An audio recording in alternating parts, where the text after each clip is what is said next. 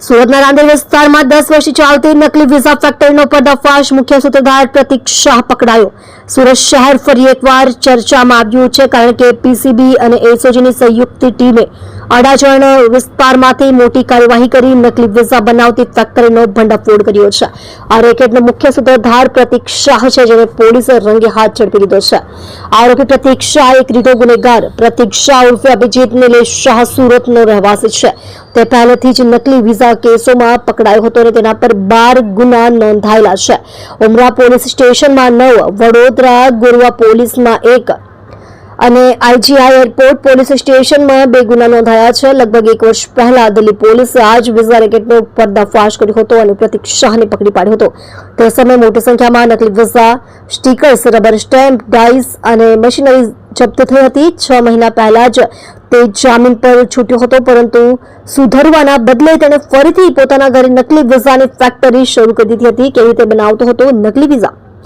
પ્રતિક પાસે અત્યાધુનિક મશીનરી અને કોરલ ડ્રો સોફ્ટવેર હતું, જેના આધારે તે વિઝા સ્ટીકરોની હાઈ ક્વોલિટી કોપીઓ બનાવતો। એક સ્ટીકર બનાવવામાં તેને 7 દિવસ જેટલો સમય લાગતો હતો, કેમ કે તે બારીકાઈથી કામ કરતો હતો, જેથી વિઝા સાચો લાગે। તે એક સ્ટીકર બનાવવા માટે 15,000 રૂપિયા લેતો હતો। બનાવેલા નકલી સ્ટીકરો તે દિલ્હી, ચંદીગઢ, પંજાબ અને હરિયાણાના એજન્ટોને કુરિયર મારફતે મોકલતો હતો।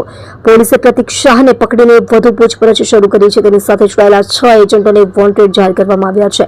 પોલીસે અનુમાન લગાવ્યું છે કે છેલ્લા 10 વર્ષમાં સેંકડો લોકો આ નકલી વિઝાના આધારે વિદેશ ગયા હશે। હવે પોલીસ તે તમામ લોકોની ઓળખ અને તેમની સામે કાનૂની કાર્યવાહી શરૂ કરશે। આ કેસમાંથી સ્પષ્ટ થાય છે કે સુરતમાં ગેરકાયદેસર રીતે નકલી વિઝા બનાવવાનો ઉદ્યોગ સ્તરે ફેક્ટરી ચાલતી હતી। પ્રતિક શાહ નામનો એન્જિનિયરિંગ શિક્ષિત યુવાન ટેકનોલોજીનો દુરુપયોગ કરી યુવાઓને વિદેશ મોકલવાની લાલચમાં છેતરતો હતો। તે પહેલેથી જ અનેક વાર પકડાયો હતો, છતાં જામીન મળ્યા બાદ ફરી તે જ ગુનામાં હાથ ધર્યો। તેની સાથે એજન્ટોના નેટવર્કે સોશિયલ મીડિયા મારફતે ગેરંટેડ વિઝાની લાલચ આપી યુવાઓ પાસેથી લાખો રૂપિયા વસૂલ્યા। પોલીસે યોગ્ય સમયે કાર્યવાહી કરીને આ રેકેટનો પર્દાફાશ કર્યો છે, પરંતુ હજુ સુધી વિદેશ ગયેલા લોકો અને વોન્ટેડ એજન્ટોની શોધ પડકારરૂપ બની રહેશે। તમે જોઈ રહ્યા છો સેવા ટાઈમ ન્યૂઝ ચેનલ અજમલ જાતવની સાથે।